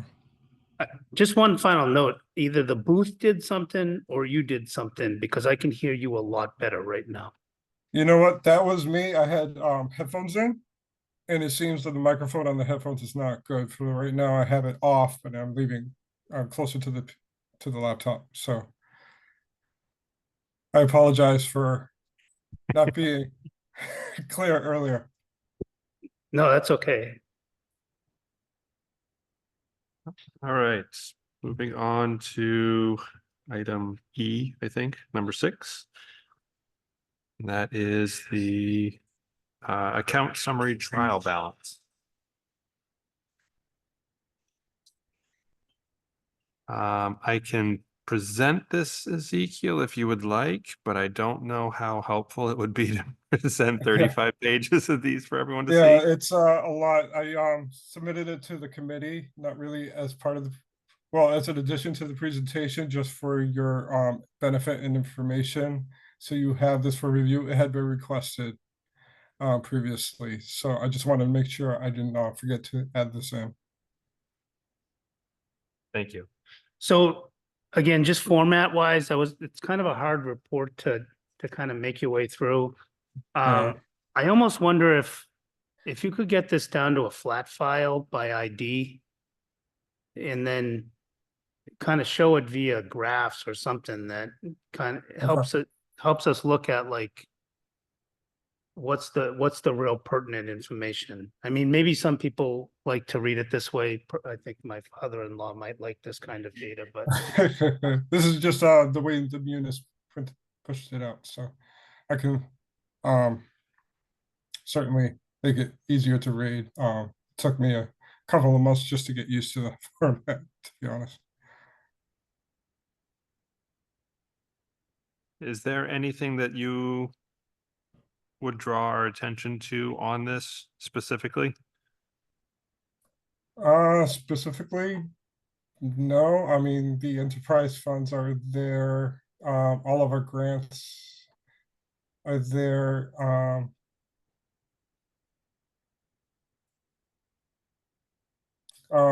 know there was a big issue last year with the ESSER funding. The ESSER 2 balance is there if you'd like to, and the ESSER 3 is there if you'd like to review that.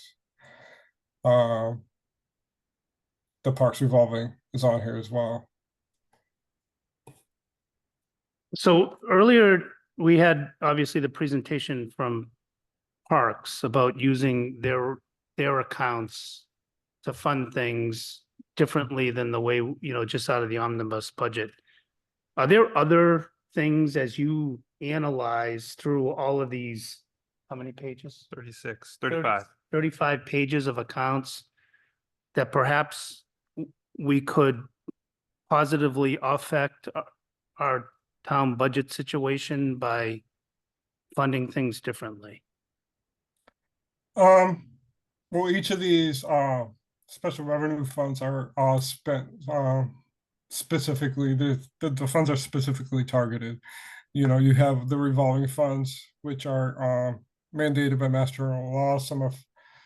And then you have our grant funding, which has specific contracts and language in line as well.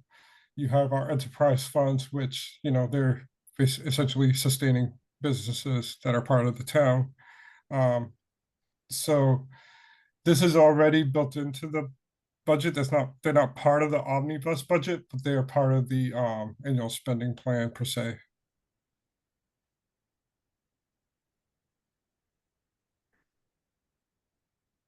And some of these are not guaranteed, like the grants. Like you could have a grant 1 year and next year it's no longer there.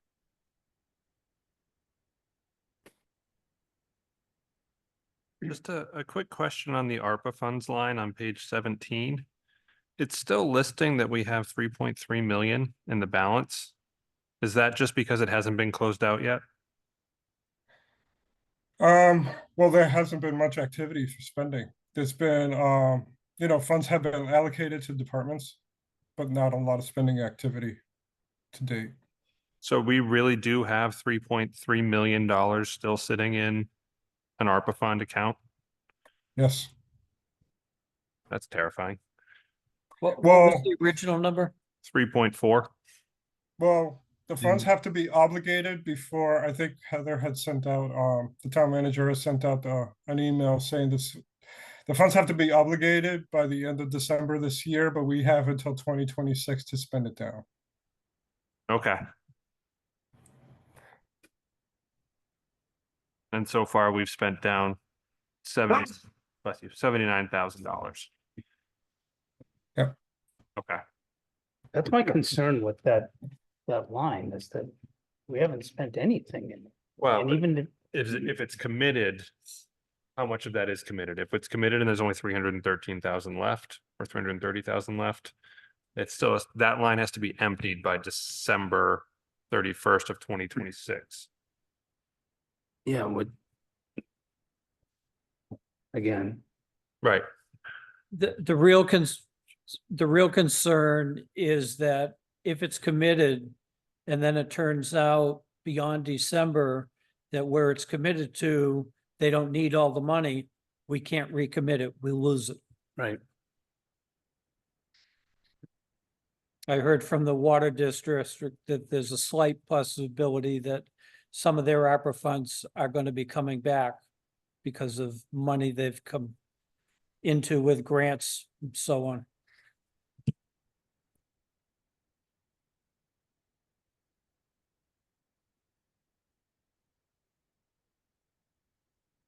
Any other questions for anyone on the committee that's looking at this? No. That was the only one that really kind of stood out to me. I look forward to seeing that number go down substantially.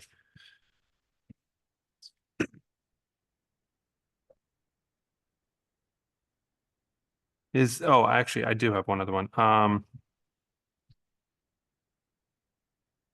So we still have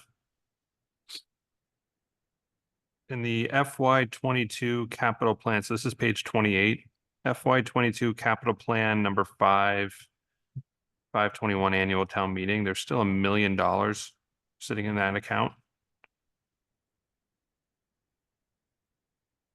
Is there any indication? I mean, obviously you don't have it in front of you as to what that capital plan item was, Um, but we have another one from FY 23 for 1.8 million. There's a decent amount of capital money still, that's appropriated capital money that's still sitting in these accounts. I think the culvert might be one of them. Okay. Which is gonna be done this year, but what I can do is target those accounts to send the committee a report of the specific line items and where they're at. It'll have the budgeted amounts and the spend as well. That would be great. Yeah, if you could send that, that would be fantastic. That report usually gets generated for the capital planning committee also, so Okay. it would be a timely thing to do and we'd have the data also. Okay.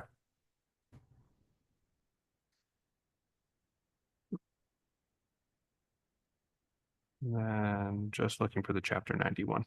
OPEB. Vehicles. I don't see the chapter 90 funds. Are they not in this list? They're on cherry sheet, aren't they? But we Yeah, still cherry have, sheet, yeah, okay, but we still have the funds. correct. They're not special revenue, they're part of the state aid. Got it. Yeah, because it's a reimbursement program. Yeah, Got it. Okay. So we have the funds, but we don't actually have the funds until we spent the funds. Exactly. Got it. Okay. Makes perfect sense. All right. Thank you very much, Ezekiel. I really appreciate the information with that and those Yeah. reports. That You're was very welcome. helpful and insightful. and again, if you want anything added, deleted, please feel free to email me. You're not gonna hurt my feelings. Excellent. Thank you. Thank you. Thank you. All right, 9:10, old business. I am happy to skip as much of this as you would like. However, I do think we should at least do the top three. Town manager search committee update. Yeah, so we kind of went over the big one, which was that we voted to recommend getting that consultant. We also have a draft job requisition that we have pulled together. But I think the idea would be that the consultant would kind of lead us through a better one. We have a meeting next Wednesday where we hear from town manager on her thoughts of what should be highlighted in the recruitment process. And then we have a session with this community paradigm. The recruiter that does, I think, like 60% of the recruiting across the state for these types of roles. To just kind of ask them questions and get a better sense of what we have ahead of us. So if we can put them on contract and we, you know, if they're able to help us stick to this 14 to 16 week timeline, you know, we're looking at having a town manager, permanent town manager by the end of the year. They would also help the select board who does the final selection, obviously, so. And helps in the negotiations and in contracts and stuff like that, so. All for the 15K. Yeah, it's actually, I thought it would be a lot more. When you look at what headhunters get for private industry, it's often. Yeah. Much more than that, Absolutely. so. To kind of piggyback off of that, I sent around, I believe, a YouTube clip of the select board's interview of Carter. I'm gonna butcher his last name. So I apologize. I just won't even say it. Carter. Who is there, I believe they have or are going to extend an offer to him to be the interim town manager. He has a decent amount of experience. If you haven't watched it, I suggest you watch the interview. I time-stamped it, so all you have to do is click on the link and it brings you right to the interview. Anybody else that wants to, it was at the not last meeting, but the meeting before, the July 9th meeting, I believe. Yeah, I thought he was good. See the first one or the second? Second one. He is retired, but he does have, he's been working anyways for a number of towns as interim town managers. Some stints for a few months, which has always been longer. One, he said, I think it was 4 months and it was 4 years and 4 months. Right, I was like Templeton. Yeah, something like that. I did reach out to him and asked if I could give him a call just to have a conversation. I have not called him yet. I was too busy today, but I'm going to give him a call tomorrow, probably just to talk. Pick his brain, so I'll report on that. I thought it was kind of interesting. He said he was living actually in New York City Yeah. and town managing for a town in Massachusetts. But commuting he was here by 9 a.m. by 9 a.m. Yeah. I mean, you can get on a bus and be here in 5 hours. Yeah, that's good for him. Yeah. So, yeah. That's a lot better than New York City than I thought. Yeah. Apparently interim town manager is its own career path. 'Cause He's done it for a both number. of them have done it. Well, several it's stints. a retiree career path, from what I understand. Because he was town manager back in the 90s for a number of towns, for a couple of them, and then, like I said, it's been like 4 or 5. Said he retired 10 years ago or something and got bored. Probably good money in it, and it's a short commitment. Yeah. Get to ride on a bus. So with that, is there any anything that anyone's interested in talking with when I talk to him? I'm just going to kind of go over budget process, budget planning. He did kind of indicate that he leaves the financial planning up to the financial department. So I'm curious as to what that's gonna look like. I think he gets that what's really needed now is a manager on the people side of the operations of town and try to bring that together as much as he can before a town manager takes over. Yeah, Has we seen that DLS policy? which one? One we looked at earlier. Yeah. The Financial homework? policy Oh, if he's looked at our, okay. site on that.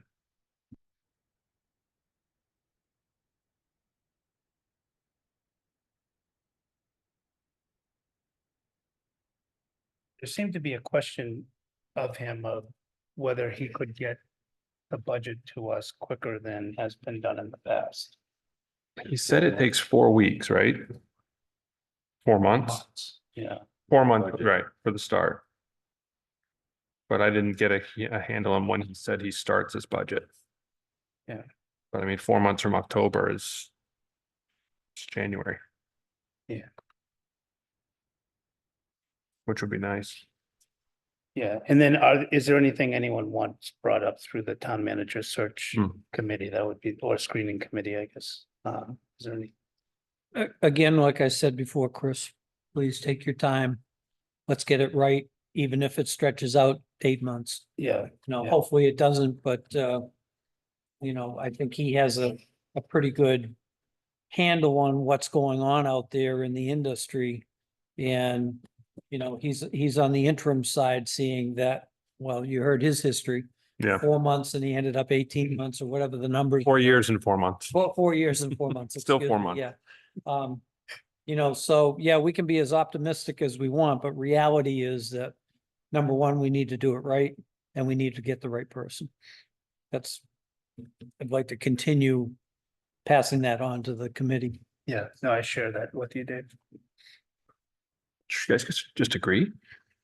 Dave and I agree a lot. We just don't talk about what we agree on. You got to remember that when I came back on this committee, it was to have varying voices at this table. I love it. Yeah. I would rather have It's arguments. really important to have that. Constructive arguments, I'll say, He constructive. just said he had to haunt either me or Karen. All right, budget task force, we did meet 2 days ago, no, Monday. And we are going to, we have identified a number of towns that we're going to be using for our comparisons. A large number, we're going to whittle that down after the fact. The school department has their own and the town has their own, just because you cannot compare, cross compare. And we're going to start pulling together numbers for all those towns and have reports put together so we can start actually comparing the two together and start building up the tables that we saw in the other ones. So that's our homework for this next coming meeting, which will be in 2 weeks on the 5th, I think, at 5 o'clock or at 6 o'clock at the library. So we don't interfere with TCP.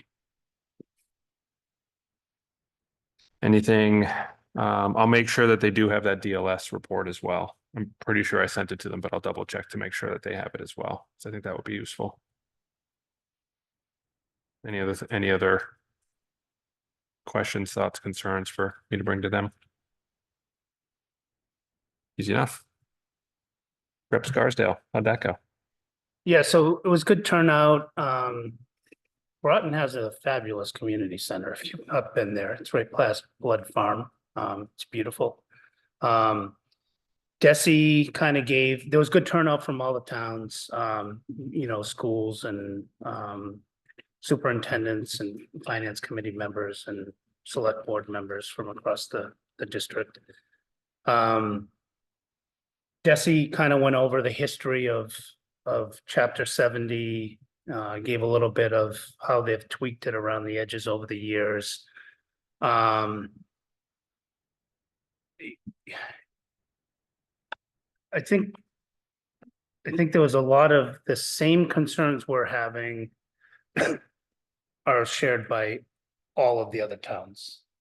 And it turns out, to some extent, the data shows that we've survived a little bit better than them to some extent through the process. He quoted that we're up 64% since 2008 or something on funding, which is around 2.5–3% per year. One of the things I pointed out is there's a lack of predictability in that. You know, so if they can help us to kind of project what these sources are, honestly, not just with chapter 70, but all of the sources of funding. And help get us through the bad years and that sort of thing. And I think a lot of the other towns kind of resonated with that thought. The big one that kind of came out is there's like 211 communities that are similar to us. Some towns are at, you know, they're at 82.5% is their funding, right? So that, but it doesn't make sense. You have two communities at that level and one needs it more than the other. So the next steps were a little bit unclear. Rep. Scarsdale said she would take notes and get them out to us and then start to build a coalition. Part of my thought on it is, and I think I mentioned it to Caesar and Brian afterwards, is perhaps the towns need to be a little bit more proactive. Maybe we should take those 211 towns and send notes to their finance committees and school committees and select boards or mayors, depending upon what they are. And just say, hey, we're all facing the same thing. We need to get together and kind of bring predictability to our districts. I actually have a note from Rep. Scarsdale that said that is her next intention, was to pull all 211 towns together or districts together and actually have this expand the conversation to all of them. Okay. And she's planning it for the fall. Okay. So, I mean, that's a huge undertaking. And hopefully get the reps for those towns, Exactly. That's the To work with coalition that her. we're going to build. because that's where the power is at the house where they can make, you know, if you got, I don't know what the number is. The number of reps that are pushing in the same direction, that's gonna be a lot easier to happen than. Right, form a caucus. I'm just saying that perhaps if we get that list, we could be proactive and, you know, take a stand of sending emails or letters. I don't know how hard it would be to compile the chairs of each of those. I can't imagine it's too hard. It Whether should all it's be on their emails websites. or physical mailing or something, so. That was one potential thought I had as to how Okay. we could be proactive on it. So with a lot of those meetings, you kind of get the rah-rah nature of it. You get airing of grievances and stuff like that, but I think the real net is there follow through on this and can we get this thing fixed? Or at least predictable. I think that was kind of the key thing, was the predictability.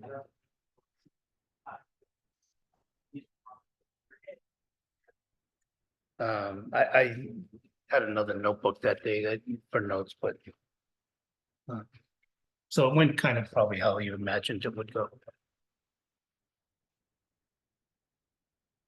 Okay. Any questions? Did they have a Festivus poll? Since you did say the airing of grievances. They had coffee. Can't air grievances without a Festivus poll. He's self-respecting Seinfeld. knows that. I look forward to seeing the notes when they come out. She sent out a little tiny blurb. It was basically the thanks. I didn't feel like it was worth sending out. Everybody. But as soon as the notes come out, if she doesn't CC you on them, I'll make sure they get pressed around as well. But yeah, I do like the idea of at least reaching out to communities and starting it. We can at least start them. It would help, I think, to get them involved, to put pressure on their representatives. When she reaches out to their representatives, they've already potentially heard from their constituents in their districts to say, hey, we need to do this. Yeah. So I think that's a good idea. Anything else on Desi? Nope. Okay. It's 9:24. I'm fully in favor of just axing the last three for now, unless anybody really wants to discuss those. I don't really have anything more. I did not do the consolidation because, like I said, once I saw the cost analysis, because once I saw how long the first part was going to be, I didn't want to put it together. but I'm happy to put that together for the next one. Hmm. Any How are objection? you doing the cost analysis? Oh, this was our debate about whether or not the health insurance should be a single item in the town versus split Oh, up yeah, between the yeah, town yeah, and the yeah. school. I just wanted to actually run the numbers to look at it. Yeah. Okay. Maybe I'll learn something. Who knows? There's nothing else to do in the summer. That's why I didn't do it. Well, usually that's what we can do in the summer. Usually we don't have large agendas. Okay, skipping ahead to minutes. There's a set of minutes from 7-Eleven I in the read that. drive. I've read them. Anybody want to make a motion? That's okay. We have enough. Happily entertain a motion to accept them. I'll make a motion to accept the minutes of 7-11-24. Second. Any discussion? Those in favor say aye. Aye. Aye. Opposed? Abstain? Okay. So we are 4-0-1. Just on the topic of minutes, have we started beating Mm-hmm. down the old Not the yet. backlog? No, Okay. not yet. That needs to be addressed, but no, we haven't yet. Committee reports. Jean, any committee reports?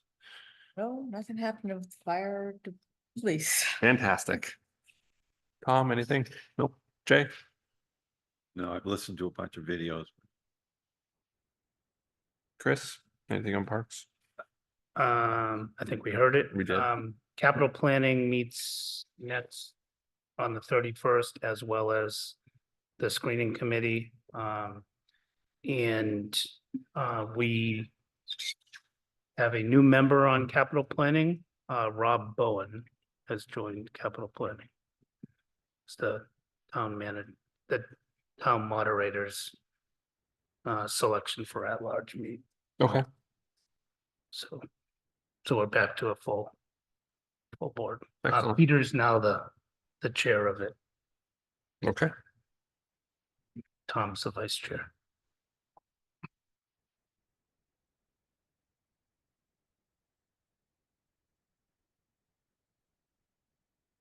All right. I also have nothing. I already said mine for the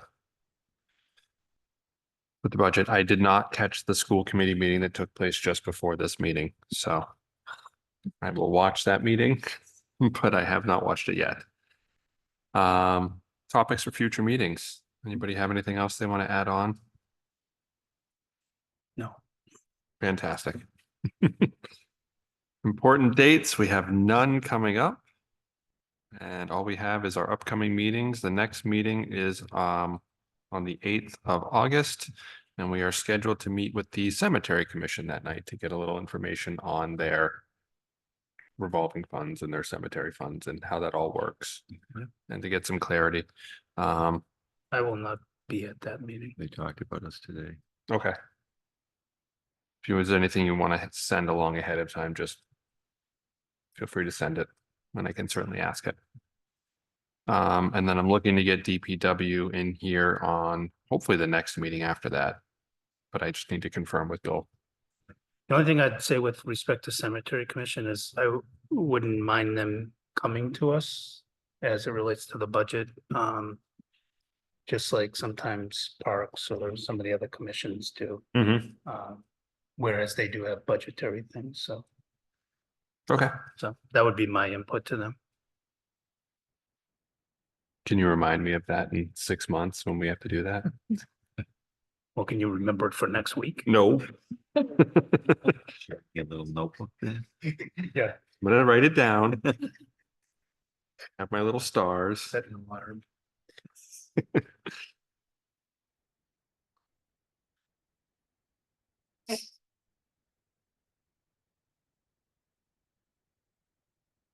Okay.